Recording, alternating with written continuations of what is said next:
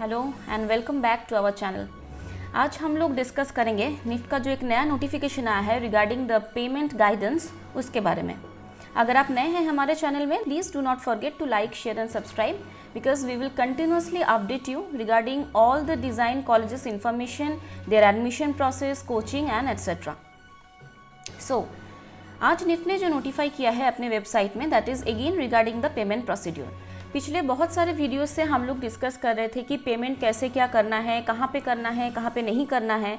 So after that NIFT ने आज finally एक सोल्यूशन दिया है जिन बच्चों ने या उनके पेरेंट्स ने जो जब आपके जो फीस है उसको जमा कर रहे थे, then apart from the payment gateway बहुत सारे स्टूडेंट्स थे जिन्होंने अकाउंट के थ्रू इसको पेमेंट कर दिया था। ये भी हुआ था कि बहुत सारे बच्चों ने अपने अकाउंट से, अपने पेरेंट्स के अकाउंट के अलावा दूसरों के अकाउंट से भी पेमेंट किया था। एंड जस्ट बिकॉज निफ्ट के एडमिशन प्रोसेस के लिए हज़ारों बच्चे अप्लाई करते हैं, तो it is very difficult for NIFT कि कौन किसका क्या पेमेंट है एंड उसका वेरीफाई कैसे होगा एंड ऑल दिस थिंग्स। सो इस चीज़ का एक सोल्यूशन करने के लिए निफ्ट आज ने एक नया नोटिफिकेशन दिया है। So I will tell you what is regarding. So first of all notification 5 में इसके पहले निफ्ट ने एक पूरा डिटेल दिया था कि आपको पेमेंट गेटवे के थ्रू ही पेमेंट करना है, ना कि आपका कोई भी अकाउंट नंबर के थ्रू। इसके बावजूद भी बहुत सारे स्टूडेंट्स थे जो ऑलरेडी पेमेंट कर चुके थे and they did the whole process for their account and not the payment gateway. So अगर कोई स्टूडेंट्स अभी भी है जिनका पेमेंट ऐसे हुआ था और जिनका पेमेंट वेरिफिकेशन नहीं हो पा रहा है, इसके लिए आपको क्या करना है, निफ्ट आज अपने नोटिस के साथ आपको एक और एनेक्जर दिया है जो आपको फिलअप करके you have to submit that thing. उसमें आपको क्या करना है, that is a remitter detail form. मैं आपको डिटेल में बताऊंगी कि आपको वहाँ पे क्या फिलअप करना है, क्या लिखना है, कैसे करना है। फर्स्ट ऑफ ऑल आप जो वहाँ पे लिखेंगे, that is the name of the applicant, CMR यानी कि common merit rank, category rank नहीं लिखना है, you have to write the common merit rank.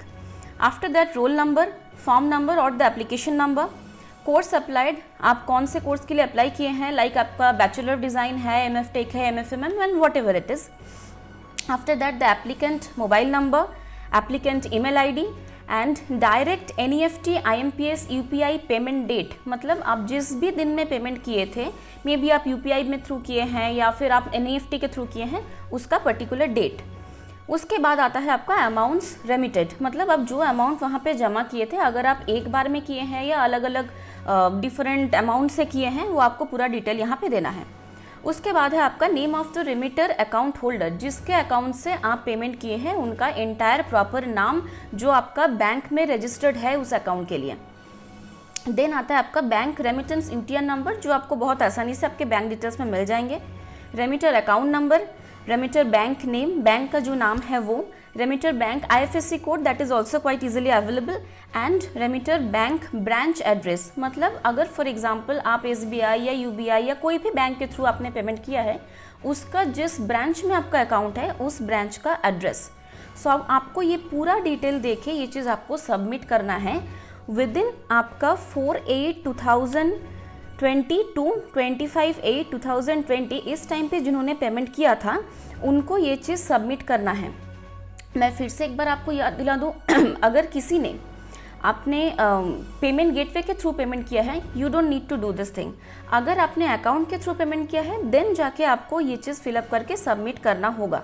So you can go through the form again. If you have any doubt, just make sure to get back to us. We will help you out, no issues, and we will even give you and provide the link of this particular notification in our video also.